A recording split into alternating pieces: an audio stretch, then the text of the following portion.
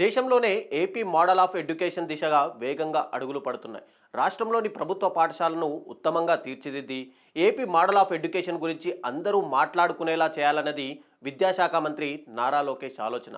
ఆయన సంకల్పానికి కేంద్రం కూడా మద్దతు నిలుస్తోంది. సమగ్ర శిక్షణకు గతంలో కంటే అదనంగా 432 కోట్ల నిధులను మంజూరు చేసింది.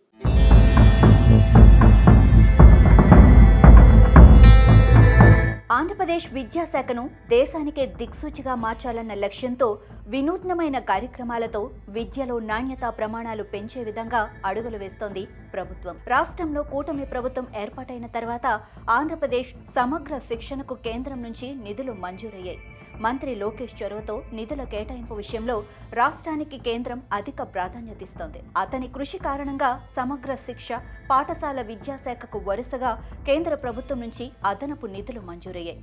సెకండరీ, సీనియర్ సెకండరీ పాఠశాలల్లో విద్యార్థులను బలోపేతం చేయడానికి ఐసీటీ ల్యాబ్లు, స్మార్ట్ తరగతులు, సైన్స్ ల్యాబ్స్ ఏర్పాటు చేసేందుకు కేంద్రం 167.46 కోట్ల అదనపు నిధులను మంజూరు చేసింది. దీంతో పాటు డైట్ కళాశాలలను సెంటర్స్ ఆఫ్ ఎక్సలెన్స్ గా మార్చడానికి గతంలో 50% మాత్రమే నిధులు రాగా ఈ ఏడాది 45 కోట్లకు గాను 96% అంటే 43.23 కోట్ల నిధులు మంజూరు చేసింది. దశల వారీగా ఇతర డైట్ కళాశాలలను సెంటర్స్ ఆఫ్ ఎక్సలెన్స్ గా మార్చేందుకు తగిన నిధులు మంజూరు చేయనుంది. ధర్తీ అబా జనజాతీయ గ్రామ ఉత్కర్ష్ అభియాన్ పథకంలో భాగంగా రాష్ట్రంలో ఉన్న ఆదివాసీ విద్యార్థుల కోసం 4వ వసతి గృహాలను నిర్మించేందుకు కేంద్రం 11 కోట్లు నిధులు మంజూరు చేసింది.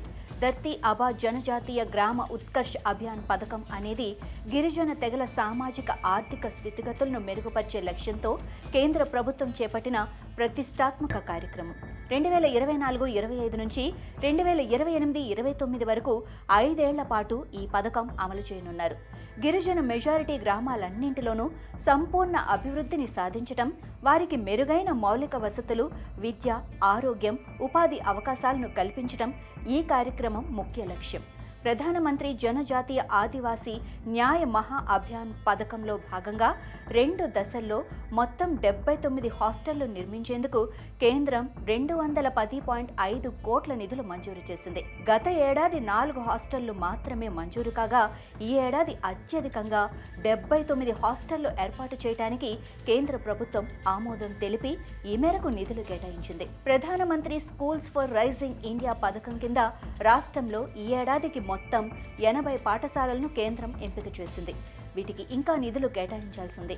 రాష్ట్రంలో మొదటి దశలో 662 పీఎం శ్రీ పాఠశాలలు, రెండో దశలో 193 కలిపి మొత్తం 855 పాఠశాలలను పీఎం శ్రీ కింద ఎంపిక చేయగా మంత్రి నారా లోకేష్ చొరవతో ఈ విద్యా సంవత్సరం అదనంగా మరో 80 పీఎం శ్రీ పాఠశాలలను రాష్ట్రానికి కేంద్రం మంజూరు చేసింది. దేశవ్యాప్తంగా 14,500 పీఎం శ్రీ పాఠశాలలు ఉండగా అత్యధికంగా ఏపీకే 935 పీఎం శ్రీ పాఠశాలలను కేటాయించడం జరిగింది.